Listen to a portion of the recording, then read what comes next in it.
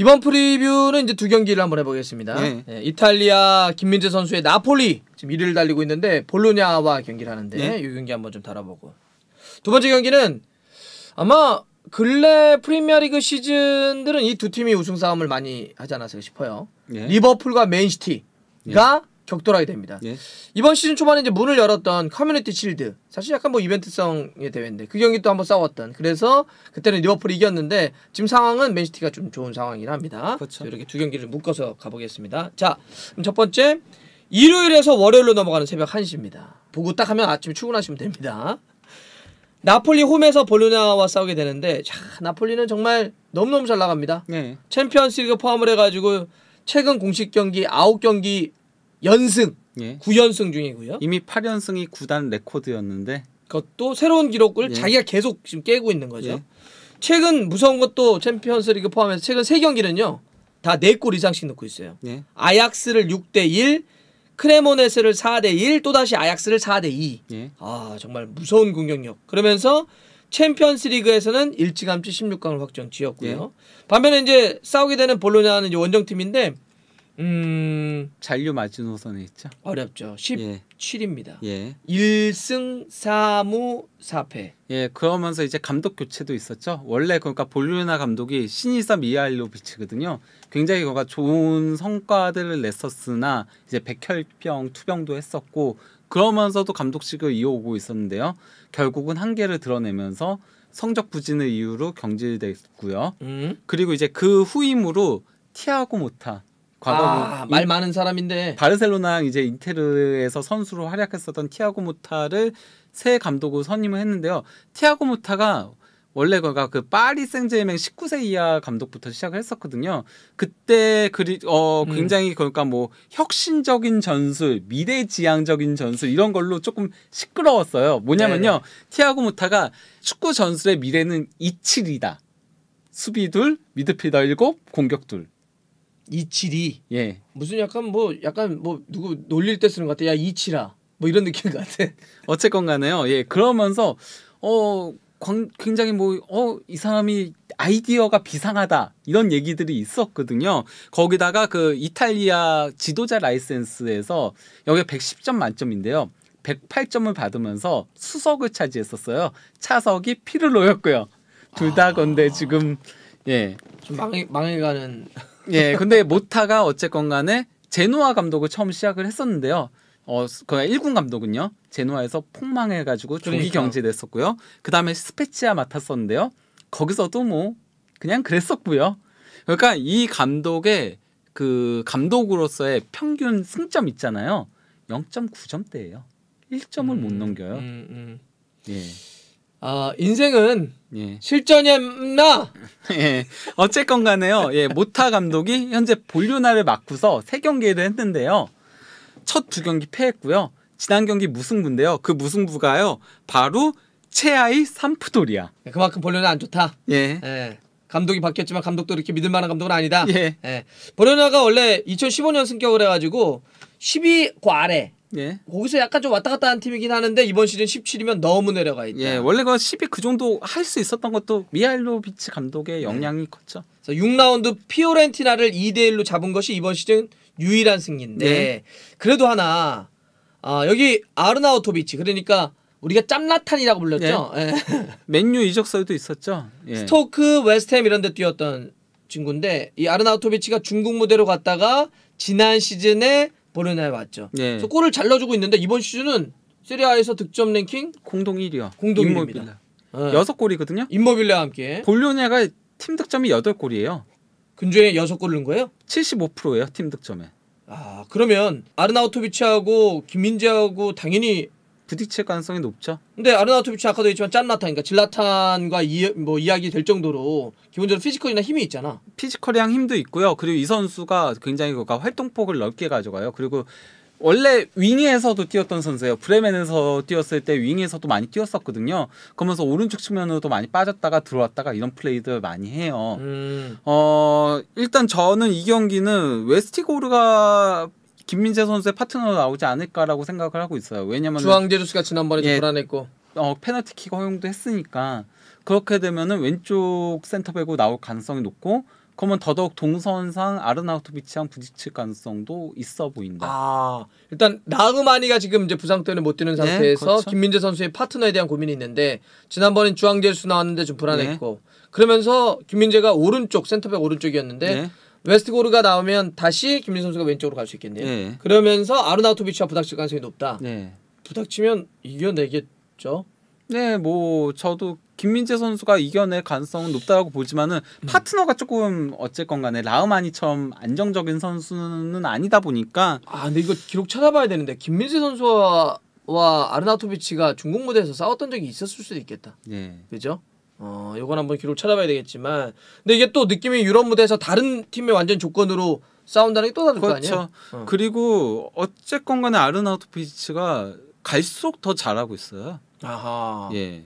도리어 나이 들수록 더 잘하고 있는 중이거든요. 그러니까 사실 중국 상하이에 갔다가 요거 잘못 갔다 이런 얘기가 좀 있었잖아 그때. 예. 근데 지난 시즌에 14골 넣었었고 이번 시즌도 벌써 6골이고 이 선수가 그러니까 지원이 없는데 이렇게 하고 있는 거거든요. 아, 보려니까 안 좋은데도. 예. 예. 자, 나폴리는 이제 뭐 오시메인이 복귀해서 지난번에 복귀골도 넣었고 전력은 그래도 뭐 여전히 좋을 텐데. 네, 그건 일단, 승리는 그냥 나폴리가 한다. 아, 그 얘기는 그냥 예. 승리는 나폴리다. 예. 그러면 아니 볼류네가 뭐 한두 골 넣어도 나폴리는 그 이상 골 넣는다. 4골 막 이렇게 넣기 때문에 인정. 예. 근데 이제 김민재 선수는 어쨌건 아르나우토비치 상대로 조금 힘든 경기를 할 가능성은 있다. 하지만 아르나우토비치를 묶는다면은 예. 그러면은 김민재의 주가는 더 올라갈 것이다. 어때요? 뭐 충분히 짬나탄 현재 득점 랭킹 1인데 김민 선수랑 싸웠을 때 느낌은? 아, 그 짬라탄이 되게 움직임을 독특하게 가져가는 선수여가지고 막 이렇게 약간 좀 에너지가 막 넘치는 그런 그냥 느낌이죠. 막 대놓고 정통파 공격수의 유형은 아니거든요. 그래서 쉽지는 않은데 저는 그가 이게 중요하지 않을까 싶어요. 그 박 의원님이 자주 얘기하는 딱 넣는 거 있잖아요. 김민재 선수가 야시 놓는 거? 예, 아르나우토비치가 성깔이 있잖아요. 아, 그래. 얘가 그래서 선수 커리어 내내 퇴장이 은근 있고 하거든요. 맞아. 브레멘에서 제가 그래서 이 선수를 굉장히 싫어했어요. 아. 예, 팀을 망칠 때가 있어요. 야, 지금 보니까 레드카드의 숫자 자체는 지금 커리어에 한 4장 정도 돼요. 예. 근데 옐로카드 많이 받았네. 예전에 브레멘에서 뛸 때 옐로 9장에 레드 와. 1장. 제가 그러니까 제 보면서 화를 냈었다니까요. 스토크에 뛰면서는 한 시즌에 9장을 받았던 적도 있어. 예. 옐로 많이 받네. 웨스트햄 때도 5장 한 시즌에 막 이렇게 받았고 볼로나에서 지난 시즌 때도 6장 받았네. 예. 이번 시즌도 벌써 2장이야? 예. 많이 받네. 그러니까요. 성깔이 있는 선수거든요. 그래서 야시를 한번 놓고 시작해라. 예. 성질도 그러면은 이제 제 분을 못 이기고 좋고. 뭔가 재미난 포인트인데. 예. 사고를 칠 가능성이 있어요. 그렇죠. 어쨌든 지금 워낙 폼이 좋아서 이탈리아 세리아 득점 1위니까 공동으로 여기서도 막하는지 한번 보죠. 짬라타는 약간 좀 기분파거든요. 오케이, 좋습니다. 또 하나의 경기가 이제 역시 일요일에서 월요일로 넘어가는 12시 반 예. 리버풀과 맨시티. 예. 자, 리버풀은 레인저스를 일단 주중에 챔피언스리그에서 7대1로 크게 잡았습니다. 예. 하지만 직전에 프리미어리그 경기는 아스날 경기 패배 포함을 해서 예. 프리미어리그 최근 3경기 동안 승리가 없습니다. 예. 프리미어리그에서 리버풀이 이긴 마지막은 8월까지 거슬러 올라가요. 그렇죠. 8월 31일 마지막 날 현지 기준으로 예. 뉴캐슬 경기 때 이제 이겼고 반면에 맨시티는 뭐 더할 나위 없는 경기력입니다. 예. 최근에 프리미어리그 3경기 울버햄튼 3대 0승, 맨유 6대 3승, 사우스햄튼 4대 0승. 진짜 좋죠. 예. 예. 물론 이제 주중에 코펜하겐과의 챔피언스리그는 0대 0으로 비겼는데 근데 이건 이유가 있잖아요. 그러니까 좀 로테이션을 돌렸죠. 리버풀전에 대비해서 로테이션을 돌렸고 홀란드는 아예 나오지도 않았죠. 맞아요. 홀란드 안 나오니까 확실히 홀란드 없는 맨시티 축구는 조금 마무리가 아쉽다라는 걸 드러냈어요. 저희가 지난 시즌까지 보던 그 맨시티 맞아요. 있잖아요. 참 그 상대가 잘 돌리는데 내려앉으면은 저렇게 또 이렇게 상대가 두텁게해가지고 공간 안 주면 골 못 넣어. 왜냐면 저럴 때 좀 붙여놓고 싸워야 되는 거 아니야? 없었어. 근데 이번 시즌 홀란드가 있죠. 예.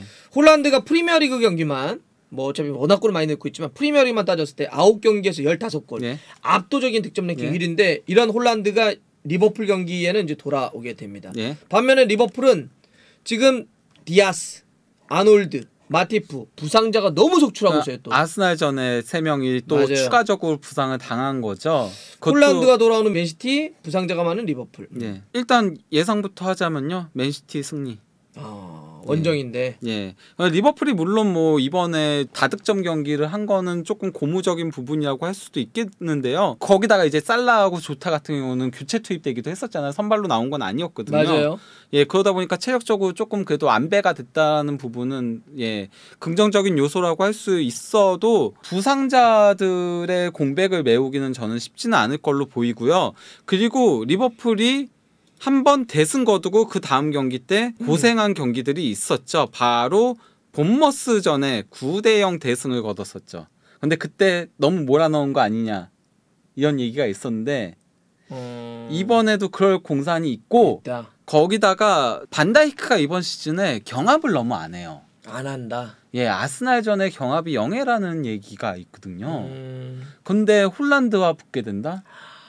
아, 그 매치 포인트가 있네. 예. 홀란드와 반다이크인데 반다이크가 지금의 예. 어떤 폼이나 사실 이번 시즌 폼이 그렇게 좋은 그 건 아니야. 반다이크가 몸을 사린다는 얘기들도 있고 그래서 비판이 잉글랜드 현지만이 아닌 네덜란드에서까지도 나오고 있어요. 왜 몸살이냐? 그 플레이가 예전 같지 않다. 이거 뭐 부상 당하고 나서 조금 문제 그런 거 있는 거 아니야? 아니냐 우려된다. 이런 얘기들이 있거든요. 몸살이냐보다도 오케이. 예.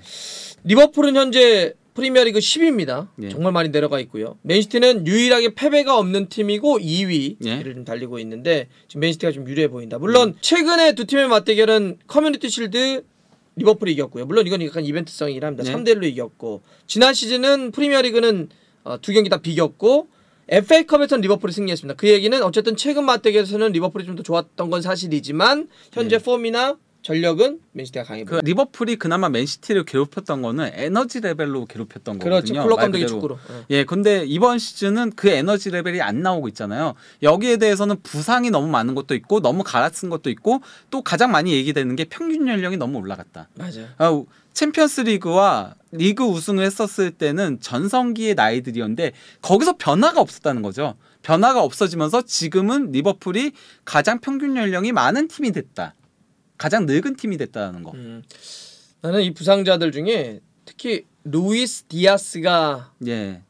부상당한 게 더 크다고 봐요. 루이스 디아스는 그나마 공격진에서 가장 활발한 선수였는데 물론 그래도 유네스가 최근 2경기 연속골 넣으면서 조금 살아나는 모습을 보여주고 있다고 하더라도 예, 아쉬운 부분이긴 그러니까 하죠. 디아스가 그 측면부터 해가지고 풀어주는 게 워낙 많았는데 살라가 어렵더라도 반대편에서 예. 근데 디아스가 좀 빠진 게 이번 경기 쉽지 않을 것 같다. 예. 그러니까 예를 들면 맨시티 같은 경우는 카일 워커 오른쪽이 안 좋거나 부상당하니까 아칸지를 돌린다든지 좋은 선수가 워낙 많잖아. 네. 리버풀은 뎁스가 좀 얇은 상태에서 나이까지 들다 보니까 예. 조금 이렇게 문제가 생겼을 때 대처하는 힘이 좀 약해졌다. 예. 자, 좋습니다. 여기는 맨시티 승, 아까는 나폴리 승. 그러면서 김민재와 아르나우토비치의 맞대결도 한번 보는 예. 걸로 정리하겠습니다.